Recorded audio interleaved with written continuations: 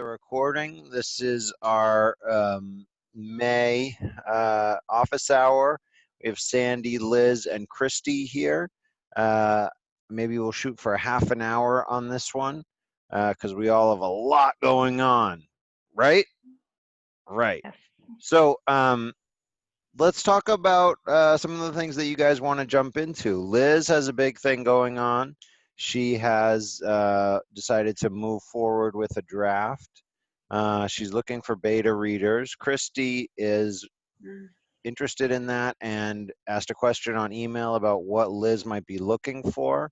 I'm happy to weigh in on that and talk about what sort of beta reading process is helpful at the open door stage that King talks about.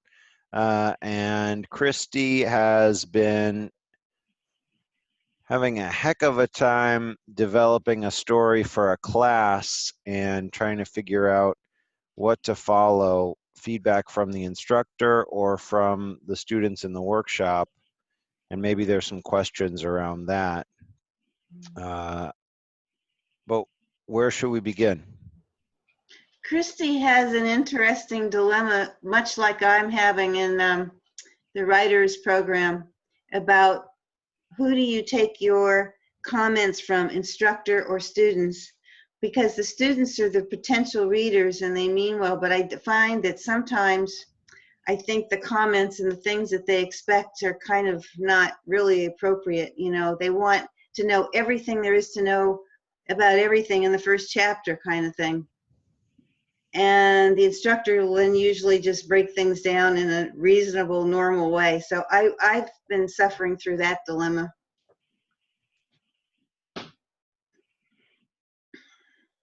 Christy, you want to say something about that? I would say, I think you have to pick a style that you like or believe in. So, for example, some of the feedback I got on my story from classmates, a couple of people were like, oh, you're putting in too much detail here.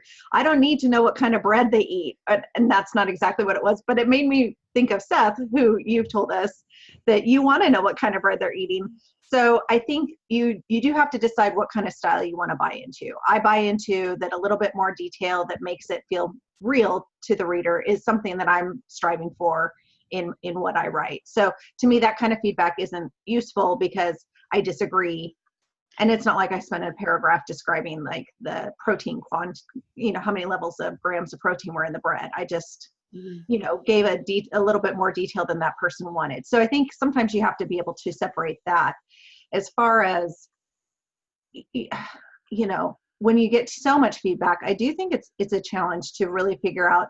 I usually look at if a bunch of people mark an area or a bunch of people have an issue with something, then I review it. If it's just a couple outliers, I skip.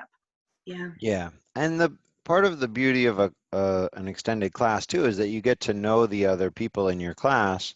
You know their aesthetic, you know what their writing is like, and you get to tell to an extent whether they're your reader or not.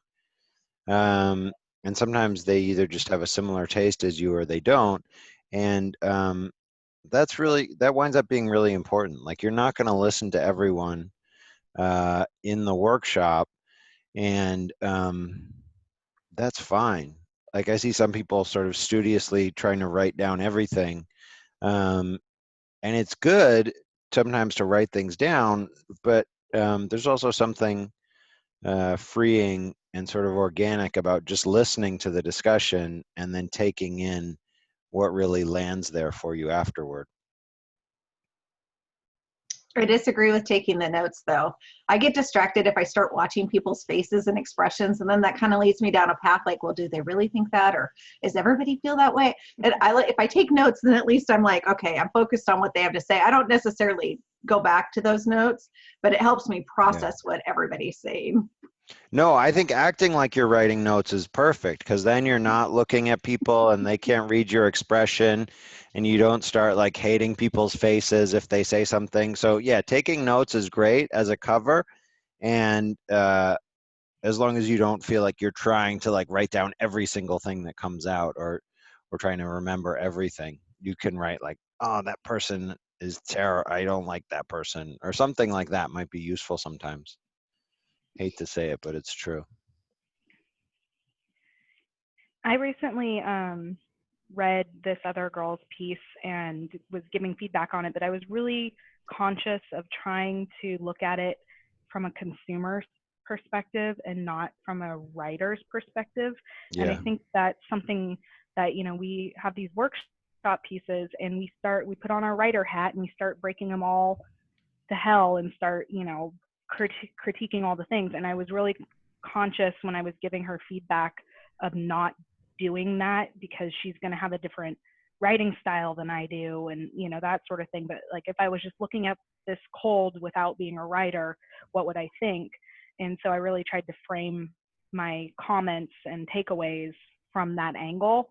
And she told me that it was like really, really great feedback what I gave her. Yeah. So I think sometimes, you know, the type of feedback that you get, you kind of have to take with a grain of salt, depending on who it's coming from and also like what angle that they're really looking at it from. Yeah, I mean, as a teacher, I'm looking to see, so as a teacher in a class, workshop can be a really valuable learning tool, because we can dig into what's going on with someone's piece and really analyze it from a mechanics point of view. So really the goal there as the teacher often is to help the rest of the class learn, and not to really, it's not all about helping that writer perfect their piece. Like it's not all about helping them understand how to revise it and make it better. Sometimes it's about that piece kind of being opened up and maybe even broken, so that the other people in the class can learn from what we're talking about, or can really use it as an example. So in that methodology, it's like each writer is making a sacrifice to the rest of the group so that they can learn from what you're doing well and what you're struggling with. So, you know, the fact that you're having some trouble, Christy, figuring out what to do with the piece makes a lot of sense along those lines. You know, strictly speaking, you know, King talks about this in On Writing. He talks about the closed door draft and the open door draft. And in a workshop situation, usually what's really happening there is that you're opening up the draft to the cooks, for the cooks to come into the kitchen too early. The door is open and you're still really in that gestation phase of creating the story. And so it's premature to get that feedback on how to develop it or how to build up your craft. But there's an assumption there too that, like, more important than what happens with that individual story is your overall process of developing as a writer. And so sometimes a story winds up being a sacrifice in that overall development, and that's really okay. So don't get too attached to a single story. And it sounds like part of what's happening there is that you're worried about the grade you're going to get, and of course you should never worry about that. No, well, I'm less concerned about I was less concerned about the grade as I was about actually learning. I didn't want to just dial it in to get a certain grade, which is kind of where I felt like we were headed down that path. And I've since spoke to the teacher and we're on the same page now, but I think that there's a real disconnect between a lot of students and what they're looking for out of the program. And I made it really clear that I'm not looking, I mean, I'd like to pass the program or stay in the program, obviously, but I don't want to do that at the expense of just fixing something that's not working just to get a grade. I want to actually learn what's wrong with something so that I can try to mechanically fix it and actually learn from that process. So I think clarifying that maybe for some people, because I don't need to graduate with 4.0 here. I just need to learn and actually make a difference in my own writing. That's why I'm doing it. I'm not doing it for a grade. Yeah, we had a bit of a tricky situation in one of my classes recently where I felt like all the students had really been, I mean, they had been very supportive of one another. And I think that was good about building the community. But at a certain point, I said, you know, I want to see you guys try to dig in a little bit more and highlight or point out some of the things in the draft that you're having problems with. And part of that was me saying, like, I want to see what kind of chops you guys have. Like, if you do put on there's a time to put on your editor or your sort of mechanic hat and talk about what kind of chops you have as a writer to see how you would break down a story and improve it, or to see like, can you pick out what's working in this story and what isn't working? And, you know, to go back to what you were saying earlier, Liz, some of that is about helping you improve as a writer. And then, you know, at another point, that's not what you're looking for. But in a class, I felt like that was really what I was looking for, to see how people could really like weigh in and start to dissect. And then it turned out that that writer was looking for something very different and got upset by people kind of digging in and me digging in on her work. And really what I was trying to do was use it as an example for the other class to see what that kind of analysis could look like. So now that you have a completed draft, Liz, and you're sending it out to beta readers, I'll just say for you, because you might not be comfortable saying this, like some positive feedback is really helpful. Like knowing first and foremost the things that work well with it, the positive feedback can feel really good, and it's okay to want that and ask for that. And what else feels helpful to you at this stage? Well, yeah, I was having a sidebar conversation with Christy about kind of what I was looking for. And, you know, I told her that, you know, I'm kind of just looking for more like, is there plot holes? Is, you know, does something not make sense? Does character motivation not make sense? Those are kind of the things, you know, am I showing too much, too little? Should more detail be here? But not really on the like nitty gritty craft stuff. Yeah, like, And so so, I would just call like for those, I would say like first thing you're talking about is continuity. Does mhm. everything fit together? And then the second one is like, are there gaps in meaning, sense, and clarity? Right. And, you know, like, does character actions make sense based on what's on the page? You know, like, because what we talk about a lot is, you know, what's in my head might not be actually on the page. I Right. know what they're doing, but is it clear what they're doing there, or is it kind of just muddled? So that sort of thing. Um, so far, I've sent to a couple people, and, you know, like my sister and like my best friend. And so those are going to be like, you know, super cheerleaders who are Yeah. not going to give me, my sister's actually kind of harsh. So she'll probably tell me, you know, what she thinks. But so far she's just been like, it's really, really great. It's really different than what I've read. And I was like, different's good. I can do different. Like, Yeah. I like different. So, so that's good though. You know, you never know, like if someone reads something and they're just like, this is crap. I can't even like, you know, try to pretend to read this for you. But so far they seem to like it. So that's good. Yeah, good.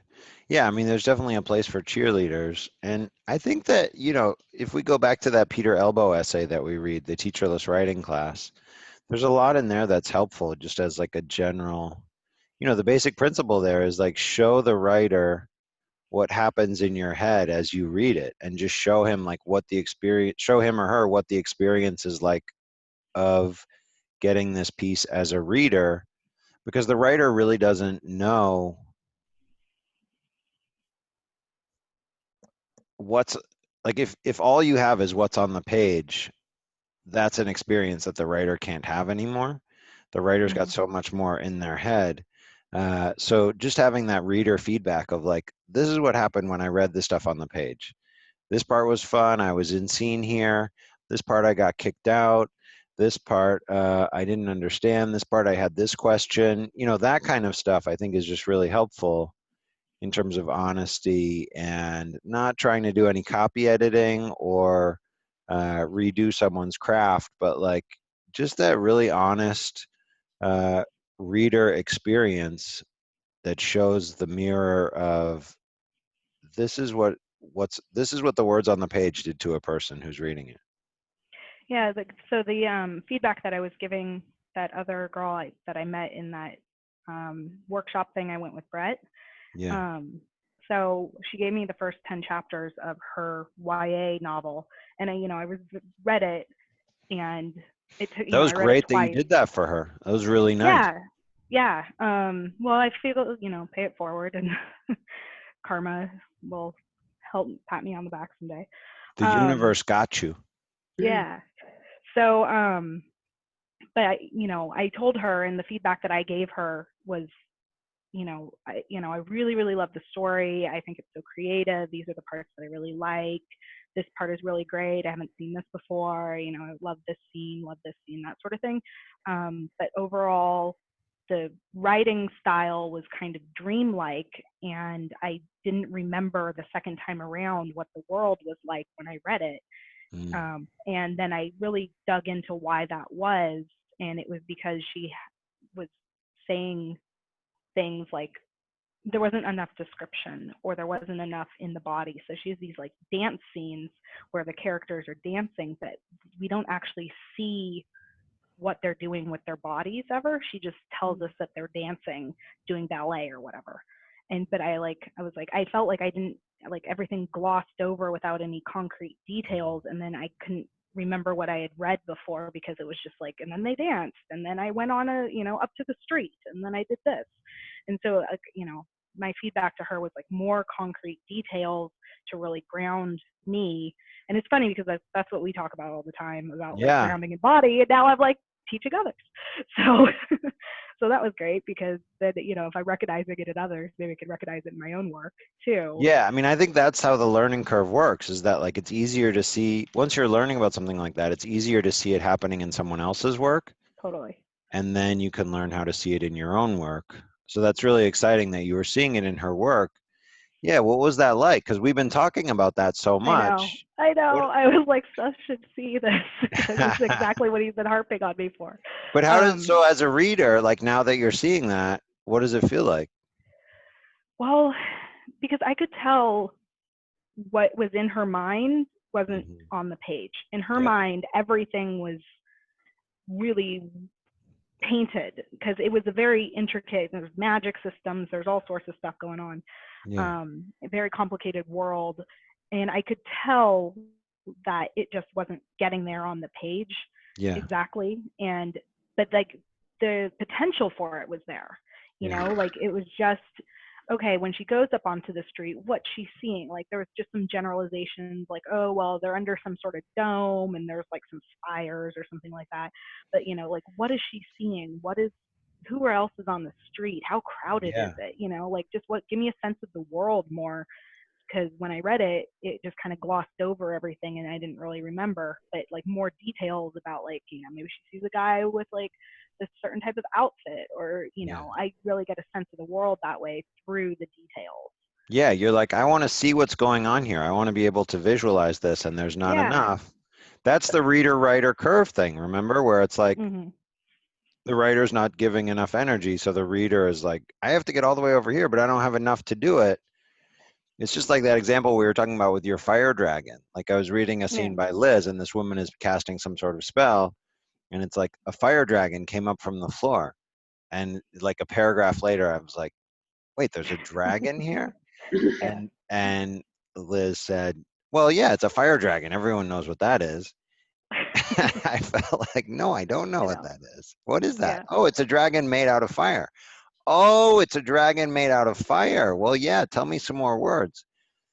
But probably what's happening, so then there's two things that could be going on with that writer. And one is that she's either just getting the draft down quickly and like filling in all the things that happen and sort of putting down the skeleton. But I find out a lot of what I hear of people's experience as they're writing that draft also is like, I was worried that if I slowed down, it would get boring, and I didn't want to bore the reader. Right. She actually responded and said like, oh my gosh, thank you so much, blah, blah, blah. But, I was worried about the pacing being, not quick enough, like people get bored or something. I was like, no, this is like, the world is what people want, like the story is like the story, but like the details are what makes Harry Potter amazing. You don't just say like, hey, he picked up a bunch of magic books. You say like, these are like the titles of the magic books and stuff. Like this is, these certain potions. Like everybody wants those details. That's what really makes, Universal Studios create a whole theme park for it, So. Or 10 Avengers movies. Exactly. But also it's like, you know, if you're talking to someone and they're telling you a story, or you're looking at someone's TED Talk or presentation, it's like the people who seem to be rushing really fast come across as nervous, and you're more like, what's going on with this guy? Why is he going so fast? Why isn't he giving me enough detail? And the people who you want to listen to are the ones who seem very calm and relaxed and sort of taking their time about it. And we want to be that as a writer. And so if it feels like the writer is really rushing or worried about losing you or boring you, it comes across and it's not particularly endearing or enjoyable. Yeah, it's hard to follow without the details. You know, if you just say like there's some trams and some streets, like, you know, that's so generalized that like I have no idea what that looks like. Yeah. We were looking at a scene in your piece where the lady's on Valencia Street, and it's Mhm. like she sees this, a guy with a bike goes by, and those were good details, and I wanted more. Yeah, working on it. Yeah, Figure good. out how to ground myself more. You're on the track. You're definitely on the track. So, how does that land with you, Christy, in terms of uh, what you can bring as a reader at this stage? Oh, I'm excited. It'll be fun because, you know, so often, especially just doing classes and everything, I do a lot of workshops. So I'm kind of, it seems like it's going to be freeing to kind of do this at a different level. It's going to be real. I love to read. So I know that I'll be able to knock it out. And so it's going to be fun to be able to look at it from the perspective of more of a reader this time instead of putting on my more writer hat. So I think it's going to be really fun. I'm excited. Yeah, good. Yeah, I think just that sense of, you know, sort of giving a movie of your mind as a reader and showing back that mirror of what's on the page. That's really helpful. And from, yeah, go ahead. Oh, and then something also that, you know, we had talked about earlier is like I did a critique of Brett's story, and having a whole piece to critique was really useful as for me to read, because, you know, we have these, you know, 8 to 10 pages or whatever that we critique for workshop, but like you just being able to critique or, you know, give feedback on an entire arc of a story and being able to see that was really useful for me for learning as well, you know, giving feedback on an entire story. Yeah. You know, and kind of looking at it from more of the, you know, once again, not looking at it from like a writer's perspective per se, but more of like, does the entire story make sense? Yeah. I mean, so much of the writer's work involves really being down on the sentence level, being like to get grounded and ground your character and your readers, you need to really be down on the rubber meets the road floor of the forest there. And at a certain point, you need that bird's eye view. And so one of the ways to get that is to take a break and go away from the piece for a while. Another way is to do a scenario, sort of an outline. And another way is to get that reader who's able to give you the whole thing in their view, kind of a reader who will, I mean, sometimes in workshop, even Elbow talks about this, is like you read a story and you write and you write a summary of it. So what's the story about? What happened in this story? And if the reader can tell you the whole basic plot, then you know something is working really well. And if they're missing things, then that leads you to what needs development. But also, you know, when you have someone who's read the whole thing, then they can say to you like, well, I didn't understand why this happened, or, you know, I wanted more about what was going on here. Can you develop that part? And it can really give you good help in terms of how to develop the structure of the whole piece. What needs more, what needs to be more of, what needs to be less. The revision stage is all about structure and adding and subtracting. It's hard because I know as a writer, when I was in that position, with people saying, well, what kind of feedback do you want from this? It feels like a really hard question to answer because you kind of just want someone to read it and say, this is awesome, I loved it. But you can't say that. And I always felt like I was in a position where I needed to say something like, well, you don't have to tell me anything that's good about it, so just tell me what needs improvement. And it's like, no, I want to know what's good about it. I can say that now, but in the moment it was like, well, my questions are, what's going on with the plot? How about the pacing and this stuff? But I really just wanted the person to say, yeah, I'm going to read it and just tell you what I think about it. And, if I tell you what I think might be my blind spots, then you're going in looking for them and you're going to give a different reaction than if I can just say, like, here's the piece, tell me what's on the page, and then you give your honest reaction to really what you find there. So I saw that email last night and I was like, yeah, just read it. Well, I Just think read it's, it and say what you thought. I mean, I figured that's kind of what you were looking for, Liz, but there are people who aren't looking for that. Some people are really looking for something specific. So I didn't want to go through all, read the whole thing and then have you be like, well, I was hoping you were really going to look at this. And I'd be like, oh, yeah, sorry. Yeah, no, totally. So I'm planning on emailing you the stuff. I'll put it on Kindle and Word. So. Sometimes too, like I've gone into a workshop with people and someone, if you let them talk before the workshop, they'll say, I really want to know this. And sometimes that's not the right thing for them to know. Or sometimes like a whole workshop, at the end of it, they'll ask a question and they've kind of missed the point of what everyone just said. So sometimes the writer doesn't really know what the best feedback is. So in any case, a lot of different ways to say the same thing. Just having a reader and an honest reaction is really, really helpful. And getting that before, there's a time where that's needed and it can really help the piece develop and become better, because when you ultimately get it out into the world, you don't want to have people that you bump into on the street or who pick it up in a library tell you this thing that you didn't realize and you could have improved. So that's where the beta readers come in.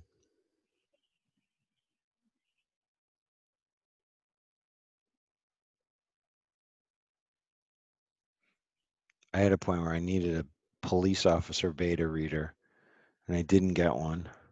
And now I know there's something wrong with one of my books. And there's nothing I can do about it. Oh, well. Well, you can only do the best. Like they have like sensitivity readers and that sort of thing. And, when I went to Worldcon, I listened to this panel where this woman of color was talking about she gets feedback even from people about, like this wouldn't happen in this suburb of this Black community or blah, blah, blah, blah, blah. Yeah. And, even she gets called out even within her own culture on things. And so you just, you do the best that you can, try to do your research, but you're probably still going to like offend someone somewhere with something. So just try. Yeah. I mean, everybody has blind spots.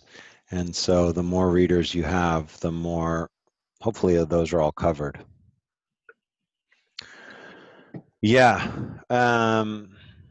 Let's do like 5 more minutes. Are there other topics that we should get into? I just did 2 really fun readings and I recorded one of them and put it up on Patreon for anyone to listen to. You don't even have to be a subscriber. Just go in and check it out on Patreon. I'll include the link. I liked the scene where the sneakers are uncovered. Speaking of pacing, very slow, picks up the piece of, wrapping. I want to see what they look like. Woo, woo, That was really, I liked that.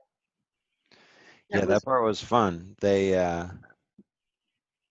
go into this special room to see them, and they're in this weird big like Foot Locker, and then there's a computer, and they watch these YouTube videos. I had a lot of fun with that. Do those really exist, or was that just made up? It's all made up. Yeah, There are no actual Maltese Jordans. there may be soon now. You never know. Well, yeah. They So better pay it you for turns your out there's a whole world of people on the internet who do custom sneakers or like Yeah. take sneakers apart. They take apart Jordans and like remake them into other ones. So there's this guy called the Original Shoe Chef, and he is willing to take apart a pair of Jordans and rebuild them with like cubic zirconia to make them look like the Maltese Jordans. And I forget what he said about the gold on them, but yeah, he's willing to do it, and it could happen. And But they should pay you for your, you have rights because, you know, but I'm reading Lisa Scottolini's latest book, Knew You or I Knew or whatever. There's a kid in the book who's into these sneakers, and he mentions a pair, which I know they're fictitious, but he's saying, boy, I wish I had a pair of those. I guess some rich kid on the block had them. And I find, I think they're coming back now. I think popularity of different kinds of sneakers are coming back more than ever. it's big. Mm. Yeah, it's big. I was reading this one writer who I know had a story that was published and excerpted on NPR, and a character, these guys were playing basketball, and one guy said, oh, he liked how the other guy had the Penny Hardaway Jordans.